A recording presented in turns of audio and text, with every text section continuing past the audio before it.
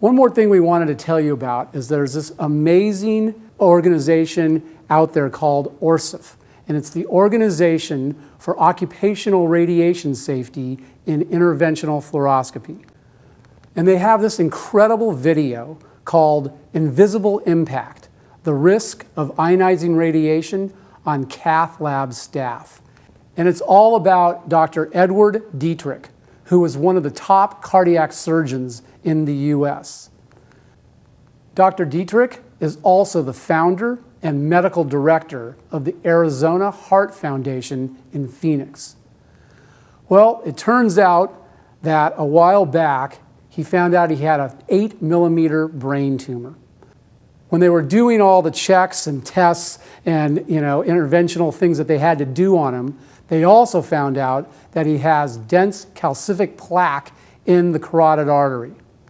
Before any of this happened, he had already had both lens implants put in because of problems with his eyes.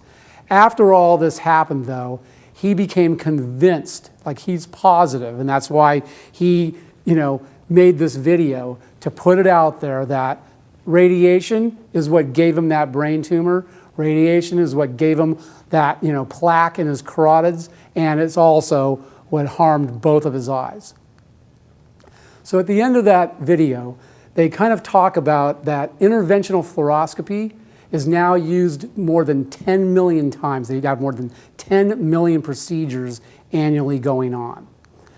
And interventionalists receive the highest radiation dose of all medical professionals.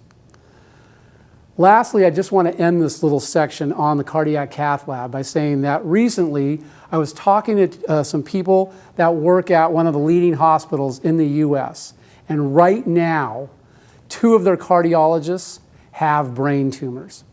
So it certainly doesn't seem that that's a coincidence. All those kind of problems are starting to happen way more often with people that are especially working in the cardiac cath lab, or he didn't actually work in the cath lab, he was actually a surgeon. So they were using C-arms with his work. But it's all still the same kind of work, and you have to just pay so much attention to protecting yourself when you're doing these cases that can just use so much radiation.